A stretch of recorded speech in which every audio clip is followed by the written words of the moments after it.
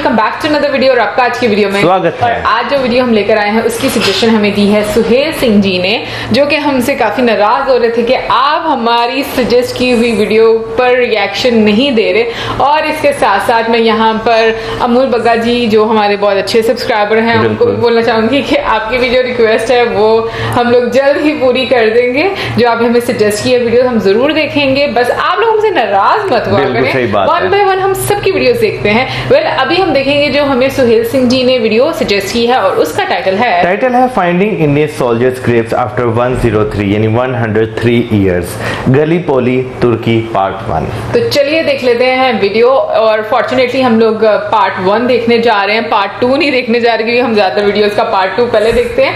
तो अभी देख लेते हैं वीडियो, लेकिन उससे पहले इस वीडियो का इस चैनल का ओरिजिनल लिंक आपको हमारी वीडियो की डिस्क्रिप्शन मिल जाएगा। सब्सक्राइब करें, लाइक करें, शेयर करें, फॉलो करें इनके चैनल को। उसके अलावा मैं ब्लॉगिंग चैनल का लिंक और इंस्टाग्राम का लिंक भी हमारी वीडियो की डिस्क्रिप्शन में मिल जाएगा। सब्सक्राइब करें, लाइक करें, शेयर करें, फॉलो करें। तो चलिए देख लेते हैं वीडियो। touristhelpline.com। ओके, सुबह के 9 बज रहे हैं, 9:30 बजे अगली बस है और फिर 10 बजे है किलित बाहर के लिए, और मुझे जाना है हैदराबाद। Thank you.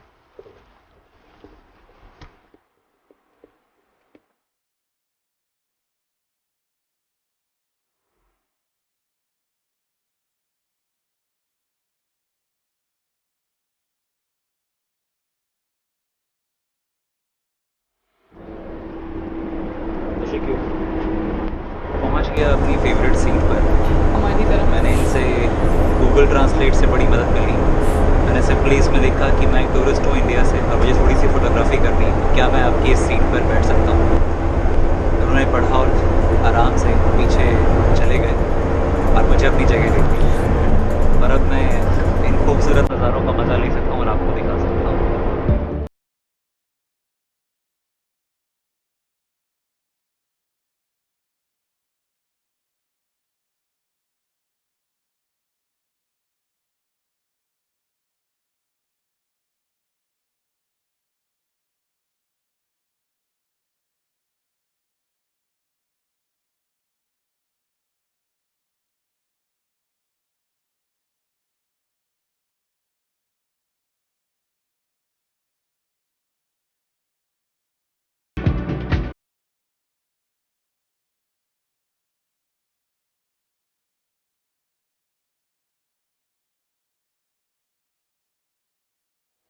तो 10 बज चुके हैं और किलित बायर पे पहुंच गया हूँ। पीछे सारी बस खाली हो गई है, सब उतर गए हैं। असल में ये वो पॉइंट है जहाँ से ये जो सारे स्टीमर्स हैं ना, ये लेके चले जाते हैं उस तरफ। सामने एशिया है।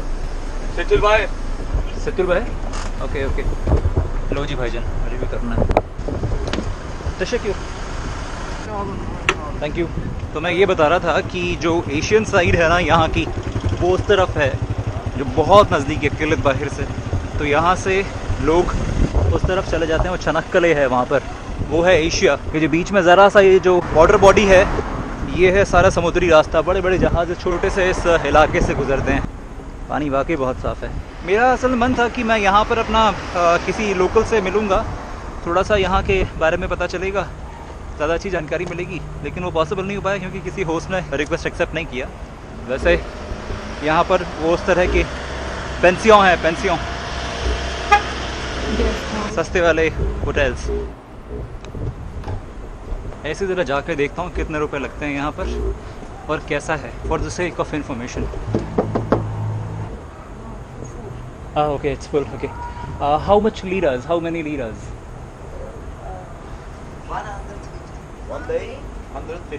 150. Okay, and this includes food?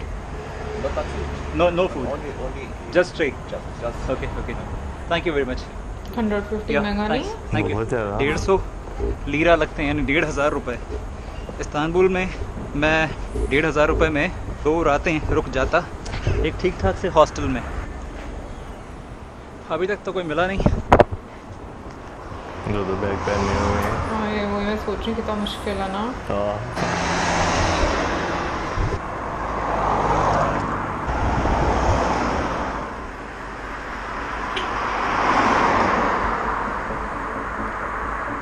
By the way एक इम्पॉर्टेंट बात आपको बतानी थी। अभी कुछ देर पहले एक फ़ोन आया मेरे पास और उन्होंने कहा कि मैं एम्बेसी से बात कर रहा हूँ, इंडियन एम्बेसी से।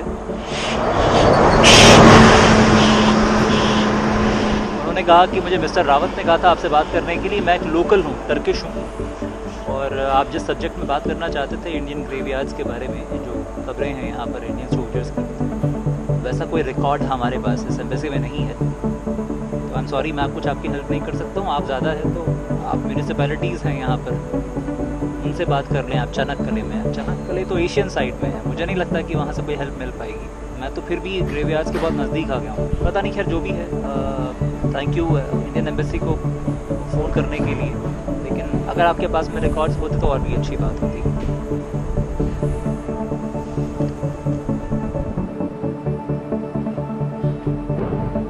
जैसे ये भी मेहनत है ना। यहाँ पे तो इतनी देर में लिफ्ट मिल जाती है। पाकिस्तान में पता नहीं, तुमने ली भी है क्या? हाँ, एक उसमें मिली है लिफ्ट। थैंक यू, चलो मिल गई है। Thank you very much. Are you going to Stadil Bahir? Yes, Okay, okay. I'm from India. India. Yes, and I'm going there to see the Indian soldiers' grave. Soldiers' grave. Soldiers' grave, Okay, yeah. okay, okay. From India. My name is Varun. Varun. Varun. Shanor.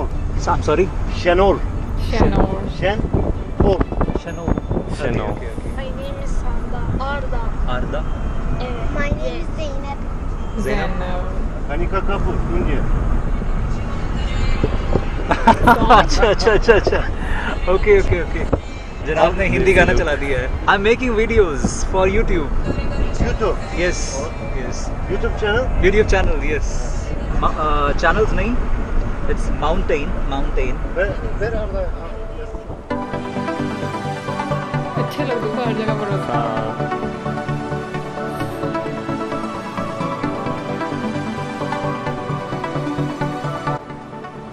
11 बज चुके हैं और मैं इस वक्त ये जो अच्छा। लोकेशन है इसका नाम है साथ में आया शाहिद ना। दर्रा। खबरें हैं टर्किश सोल्जर्स की, लाल रंग में इनके निशान हैं। और यहाँ से और आगे जाएंगे तो वहाँ पर हमको ब्रिटिश और बाकी जो दुश्मन सैनिक थे, यानी इसमें ब्रिटेन, फ्रांस, और जब ब्रिटेन की बात होती है तो हिंदुस्तानी, पाकिस्तानी, बांग्लादेशी सब आ जाते हैं उसके अंदर। तो वो खबरगाहें कहीं आगे हैं।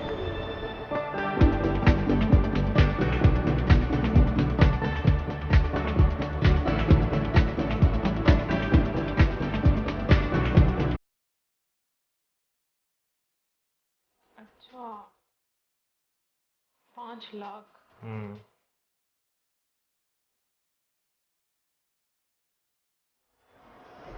दोपहर के 2 बज चुके हैं। मैं यहाँ पर करीब पिछले 2 घंटे से हूँ। ये है चनाक्कले एपिक प्रमोशन सेंटर, और यहाँ एक शो होता है, 3D शोज़ भी होते हैं उसमें। तो 13 लीराज पे करने पड़ते हैं, 13 लीरा, 130 रुपए के आसपास शो को देखने के लिए, प्लस म्यूज़ियम। अगर खाली म्यूज़ियम देखना है तो 3 लीरा आपको पे करने हैं, 3 लीराज। अगर आप गेलीबलू में हैं और अगर आप चनाक्कले की जो ऐतिहासिक लड़ाई है उसको देखना चाहते हैं, हालांकि इंडिया वाला जो रोल है वो कहीं पर भी क्लियर नहीं है, क्योंकि हम लोगों ने इंडिया के नाम पे लड़ाई नहीं लड़ी थी। हम लोग अलाइड फोर्सेस का पार्ट था ब्रिटिश, और ब्रिटिश आर्मी का पार्ट थे 16,000 हिंदू, मुसलमान और सिख सोल्जर्स। तो मैं अब अपना बैग जो मैंने यहाँ रख दिया था, ये आप लॉकर है, अपना सामान यहाँ पर भी रख सकते हैं चाहें तो, और खाने पीने के लिए भी चीज़ें हैं। अच्छी जगह है, मैं रिकमेंड करूँगा। और अब मैं जा रहा हूँ एक और जगह, ये है directorate of Gallipoli historic site. तो मुझे यहाँ जाना है अभी, और यहाँ जाके कुछ और इन्फॉर्मेशन लूँगा। वैसे एक चीज़ आपको मैं बताता हूँ, मुझे यहाँ पर इस लिटरेचर में एक बहुत ही बेहतरीन लिस्ट मिली है, map of visit for the historic site of Gallipoli. ये जो मैप है और ये जो लिस्ट ऑफ प्लेसेस है, इनको देखकर आप काफ़ी सारी जगहों पर विज़िट कर सकते हैं। करीब 108 जगह लिखी हुई हैं। देखता हूँ आज के दिन मैं किसी इंडियन सोल्जर की कब्र को देख पाता हूँ या नहीं।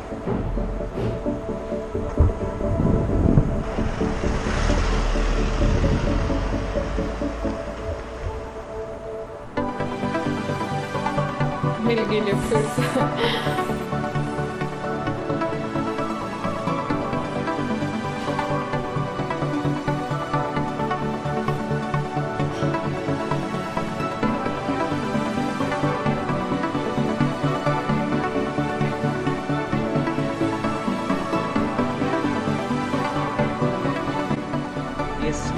Gidiyor musun şimdi? I will try to find out. No, I will go. İnecek mi? Yes, yes. Okay. Here.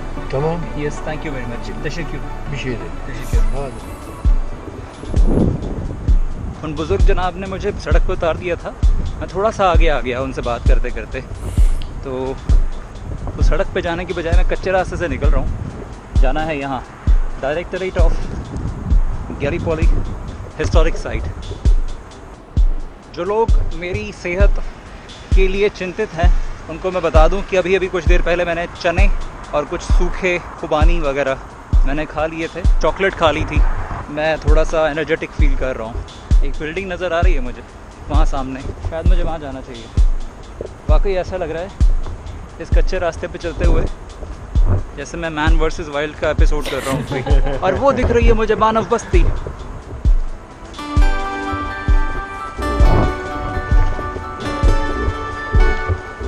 बन गया माउंटेन ट्रैकर में। जिन लोगों को शिकायत थी कि ज़्यादा ट्रैकिंग तो करता नहीं हूँ, चैनल का नाम रख रखा है माउंटेन ट्रैकर। खुश हो जाओ। पहुँच गया मानव बस्ती में।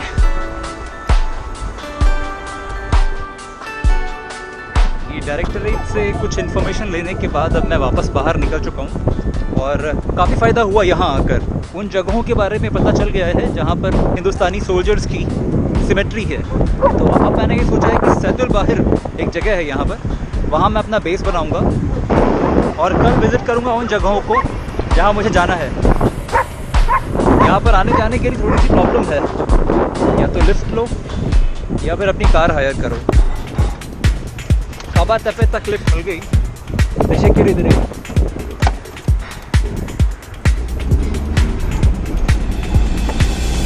इसमें तो धूल ही धूल हो रही है।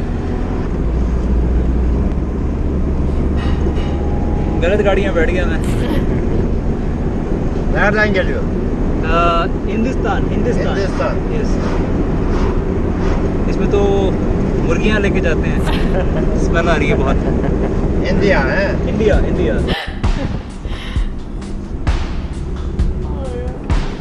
इतना लंबा सा मुझे ऐसा लगता है जनाब Burası koca Kabatepe. काबा tepe Kabatepe burası. अंजाक कोयू Anzak koyularda. अंजाक कोयू। ये जनाब एक्चुअली मेरे को यहीं तक छोड़ने वाले थे, फिर मैंने इनसे पूछा गूगल ट्रांसलेट की मदद से कि ये जा कहाँ रहे हैं, तो उन्होंने कहा अंजाक कोयू। जब मैंने ढूंढा गूगल मैप्स पे तो पता चला कि ये जो जिस लोकेशन पे जा रहे हैं वहाँ से बहुत ही नज़दीक बीच सिमेट्री है जहाँ पर हिंदुस्तानी सोल्जर्स की, इंडियन सोल्जर्स की सिमेट्री है।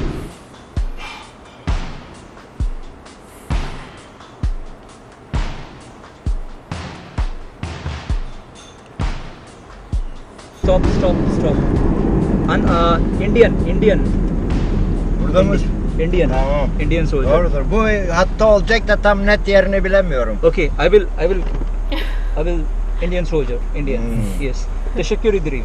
Teşekkür. Anzak koy 1 kilometre. 1 kilometre. O kadar Okay, yok okay. bile. 500 Okay. metre. Thank you very much. teşekkür ederim. oldu. Teşekkür. Oldu. teşekkür। एक बात है कि जनाब सबसे ज़्यादा अच्छे जनाब निकले।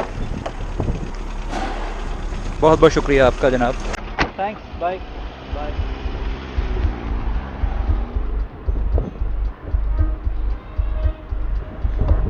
तो ये वो ज़मीन है, ये समुद्र है सामने, वो सामने एक जहाज़ जा रहा है उसके ऊपर बड़ा सा। ये एक्चुअली पूरा समुद्र है। तो इस समुद्री इलाके से यहाँ से दाखिल हुए थे इंडियन सोल्जर्स।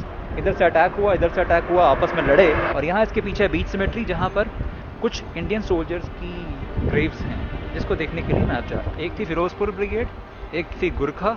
तो इन पहाड़ियों पर, जैसे यहाँ जो एक गलीपोली की जो पहाड़ियाँ हैं, इन पर चढ़ने के लिए अंग्रेज़ों ने देखा कि जो गोरखा लोग हैं वो बड़े पहाड़ी पर चढ़ने में बड़े माहिर होते हैं, तो इसलिए उन लोगों को लेके जाना चाहिए अपने साथ इंडिया से।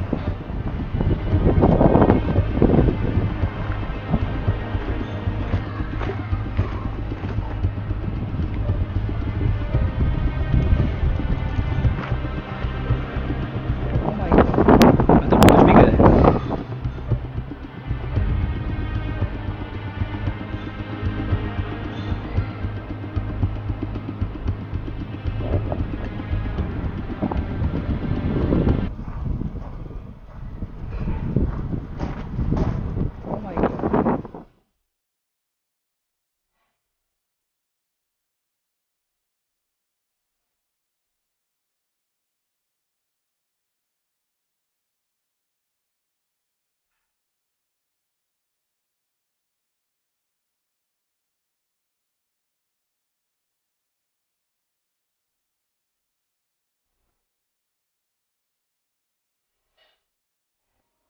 यहाँ पर हैं कब्रें हमारे देश के सैनिकों की। बड़ा इमोशनल फील कर रहा हूँ यहाँ आने के बाद।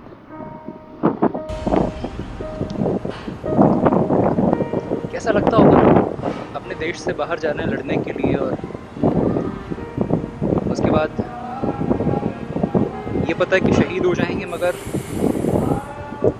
कैसा लगेगा जब ये कहा जाए कि हम भूल जाएंगे, अब हम याद नहीं रखेंगे। ये है बीच सिमेट्री। फ़िलहाल मैं इनके नाम ढूंढूंगा, शायद कोई इंडियन नाम मुझे मिल जाए। Australian Australian Australian Australian Australian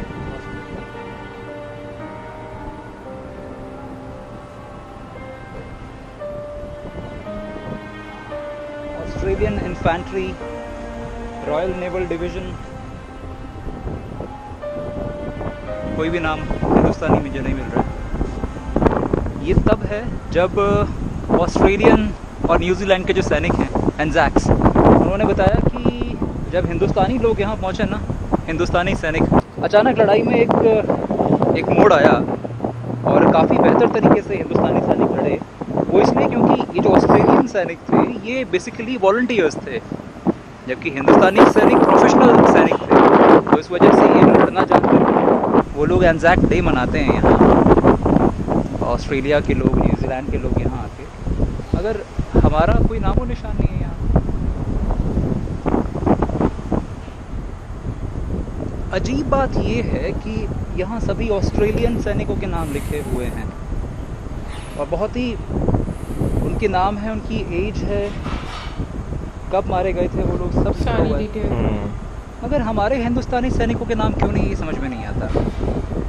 British ने ऐसा क्यों किया कि हमारे नाम नहीं लिखे उन लोगों ने, हमें याद नहीं किया गया, जबकि रिकॉर्ड्स में दर्ज है कि गोरखाओं की वजह से इस लड़ाई में काफ़ी मदद मिली थी।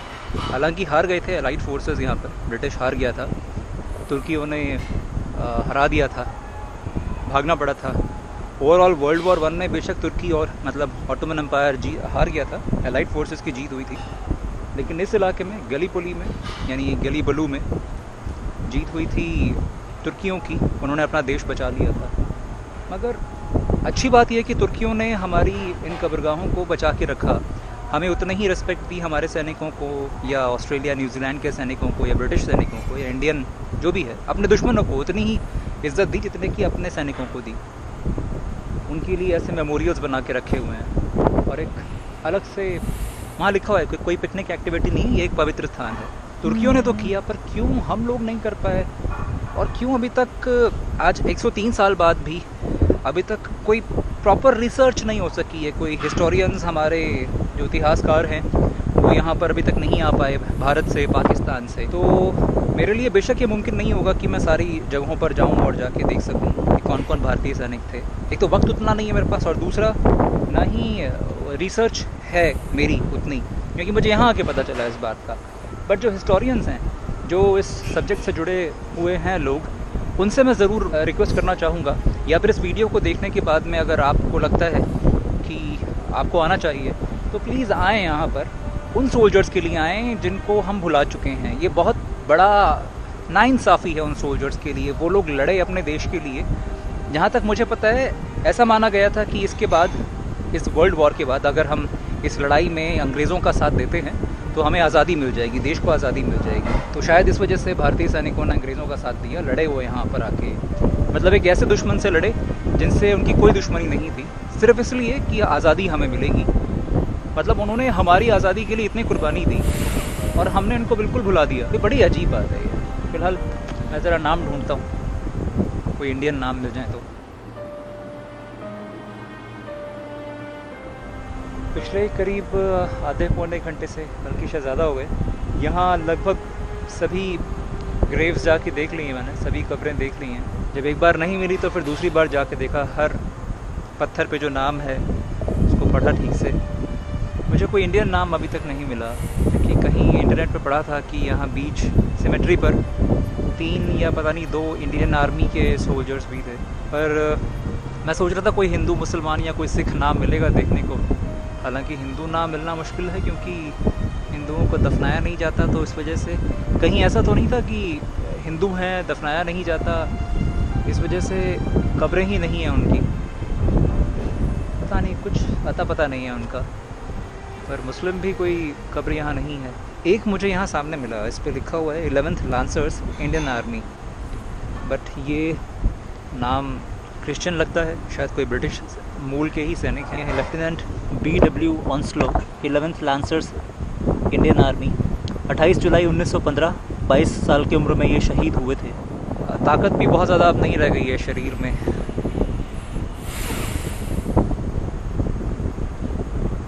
शाम के 5:30 बज रहे हैं।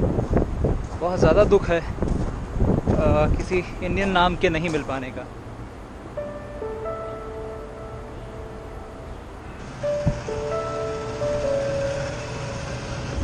Teşekkür. Hindistan mı?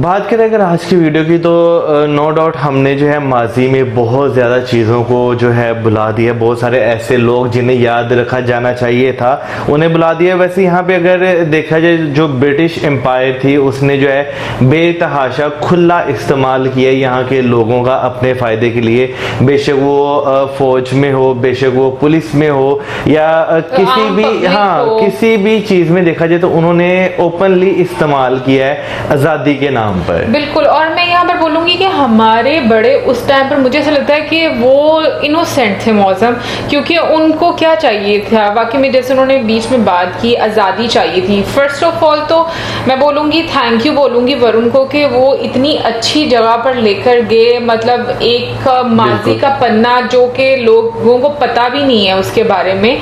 और एक मतलब मैं कहूँगी कि अनफॉर्चुनेट चीज़ ये है कि चले एक तो उनको पता नहीं वहाँ पर मतलब मिली नहीं, वो ग्रेव्स नहीं मिली, और दूसरी चीज ये कि रिकॉर्ड में भी कहीं ये चीजें नहीं हैं। तो मेरा ख्याल में ये चीजें वाकई में रिकॉर्ड में होनी चाहिए और इस साइड पर तवज्जो आनी चाहिए। अब ये नहीं मालूम कि उन्होंने जो है रिकॉर्ड में ये चीजें क्यों नहीं दी। ये जो जंग हुई थी ये 1915 में यानी कि ये हुई थी वर्ल्ड वॉर 1 जो है ये इस जगह पे। तो देखा जाए तो अब 105 साल हो चुके हैं। तो 105 साल एक बहुत लंबा अरसा होता है। अब ये नहीं हमें मालूम कि वहाँ पे जो रिकॉर्ड थे वो जानबूझकर नहीं रखे गए या थे तो उन्हें ख़त्म कर दिया गया, क्या किया गया ये किसी को मालूम नहीं है। लेकिन वाकई हमें जो है ख़ास तौर पर अफसोस होता है इस बात पे कि हमने कभी रिसर्च करने की कोशिश भी नहीं की। मैं अगर पर्सनली अपनी बात करूँ ना, मुझे इस वॉर का भी नहीं पता था कि ये वॉर हुई है। मुझे बस ये पता था कि जो सल्तनत एम्पायर ऑफ ऑटोमन या ऑटोमन एम्पायर जो थी वो काफ़ी बड़ी थी। तो उसे जो है ब्रिटिश ने वर्ल्ड वॉर 1 के बाद जब वो हार गए तो उसे काफी ज्यादा टुकड़ों में तकसीम कर दिया गया। वही तो बात करें कि हमें बहुत सारी चीजों का पता नहीं है। Thanks to all of you कि आप हमें इतनी अच्छी वीडियो सजेस्ट करते हैं कि ये हमारे लिए इतनी ज्यादा इंफॉर्मेटिव होती हैं कि हमें भी नॉलेज मिलता है और कहीं ना कहीं हमारे बहुत सारे व्यूवर्स हैं उनको भी पता चलता है जिन लोगों को इन चीजों के बारे में नहीं पता होता। लेकिन ये है कि मौसम मैं एक बात बोलूंगी कि देखो हम लोग इतिहास के पन्नों को अगर आज भी देखते हैं हमें यही चीज सबक में मिलती है कि लड़ाई झगड़ा किसी भी चीज का सलूशन नहीं है। बिल्कुल सही बात है। और वैसे भी अगर हम बात करें तो हम इतिहास के जो पन्ने हैं उन्हें उतना टटोलते हैं जितना किताबों में लिखा हुआ है। अगर हम उससे ज्यादा टटोलने की कोशिश करें तो शायद हमें और भी चीजें पता चल जाएं, लेकिन हम कभी कोशिश ही नहीं करते। हम हमेशा दूसरों की बेस की हुई जो रिसर्चेज हैं या उनकी जो सोच है हमसे वो पढ़ के उसी पे अपनी वो ओपिनियंस अपनी परसेप्शन बना लेते हैं। हम उससे ज्यादा जो है सोचने की कोशिश नहीं करते कि अगर ये हुआ तो क्यों हुआ, कैसे हुआ, काफी ज्यादा इंसान Reasons क्या यहाँ थी रीजंस क्या इसकी? थी। तो ये चीजें हम सोचने की कोशिश नहीं करते। और यहाँ पे मैं क्रेडिट देना चाहूंगा वरुण सर को भी कि उन्होंने इतनी मेहनत से जो है बहुत ये मेहनत। वीडियो बनाई। वीडियो में उनकी मेहनत भी नजर आई, क्योंकि एक अनजान देश में जाना जहाँ पे आपकी जुबान नहीं बोली जाती है, आपको उनकी भाषा, उनको आपकी भाषा समझ नहीं लगती, बहुत और मुश्किल बिल्कुल होता है वहाँ पे communicate करना, क्योंकि कम्युनिकेशन बैरियर्स बहुत ज्यादा बहुत होते हैं। ज्यादा। हम लोगों ने भी क्योंकि ये चीज पर्सनली एक्सपीरियंस की हुई है बिल्कुल। कि मतलब कम्युनिकेशन बैरियर ऐसी है कि आपका 1 मिनट का काम 10 मिनट में वो निकल आप कह लें गूंगे बहरों वाला हाँ, हिसाब है। लेकिन यहाँ पर मैं वरुण सर को भी क्रेडिट देना चाहूंगी, और इसके साथ साथ मैं जो टर्की की गवर्नमेंट है उसको भी क्रेडिट देना चाहूंगी कि उन्होंने अभी तक ये सारी जगह जो सी हैं इनको Preserve किया हुआ है। preserve किया है, और बाहर लिखा हुआ है कि ये पिकनिक की जगह नहीं है। बिल्कुल, एक कि मतलब sacred यहाँ पर place हाँ, है। यहाँ पर एहतराम से आए उन लोगों का ख्याल रखें, क्योंकि देखो हर कंट्री के जो सैनिक होते हैं वो मुझे ऐसा लगता है कि वो अपनी कंट्री के लोगों के लिए वो बहुत ज्यादा मतलब उनको अजीम समझा बिल्कुल जाता सही है, बात उनको उनके लिए एक प्यार होता है, या फिर आप ये कह लें कि उनको एक डिफरेंट लेवल दिया जाता है। बेसिकली यहाँ पे बात की जाए तो वो अपना कल्चर, अपना इतिहास जो है वो नहीं भूले। उन्होंने जो है वो चीजें जो है प्रिजर्व करके रखी हैं, ताकि आने वाली जो जनरेशंस जो हैं वो उससे देखें, कुछ सीखें। बट और अगर मतलब अफसोस ये होता है ना मौसम की, हमारे जैसे लोग पढ़ते नहीं है इन पढ़ते चीजों को, नहीं, जानते बिल्कुल। नहीं और ना जानने की कोशिश करते हैं। और वरुण सर के चेहरे पर जो एक डिसअपॉइंटमेंट मुझे नजर आई वो बिल्कुल मतलब जायज थी, क्योंकि वो इतनी दूर से उन्होंने बोला भी कि जब वो यहाँ पर मतलब टर्की में आए हैं तब उनको पता चला इसके बारे में, उससे पहले नहीं पता, नहीं तो मे बी वो रिसर्च करते और चीजें ढूंढने की कोशिश करते। बट फिर भी जो एफर्ट्स उन्होंने की मैं कहूँगी कमेंडेबल हैं, क्योंकि ये इतना आसान नहीं है इतने दूर दराज इलाकों में जाना जहाँ पर ट्रांसपोर्टेशन की इतनी कोई खास सहूलत नहीं है। या तो आपको अपनी गाड़ी हायर करनी पड़ेगी, या और आप लिफ्ट्स पे गुजारा लिफ्ट्स करें। पर गुजारा करें, और लिफ्ट्स पर गुजारा करना कोई आसान काम नहीं है। बट ये है कि ओवरऑल हम लोगों को काफी अच्छी वीडियो लगी, क्योंकि जो भी है हम सब के हम कहेंगे कि एंसेस्टर्स जिन लोगों ने उसमें भाग लिया था बिल्कुल। उस जंग में, चाहे उनका मकसद आजादी था जो भी, लेकिन उन्होंने हमारे लिए सेक्रीफाइस किया। बिल्कुल, उन्होंने भी आने वाली नस्लों के लिए सेक्रीफाइस किया। बिल्कुल, तो मैं यही कहूंगी कि वाकई में हम लोगों को और जानना चाहिए, और हमारे दिल में कदर और बढ़ जाती है जब हम लोग ऐसे पास्ट के पन्नों को उठाकर पढ़ते हैं और देखते हैं कि हमारे बड़ों ने हमारे लिए कितनी कुर्बानियां दी। वेल, ये तो थी मेरी आज की वीडियो। आई होप आप लोगों को अच्छी लगी होगी, और आप लोगों में से कौन कौन जानता था इसके बारे में जरूर बताइएगा। और इसी के साथ अब हमें इजाजत, हमारी वीडियोस Like, हमारे channel subscribe, videos share. And keep us in your prayers. Till then, good bye.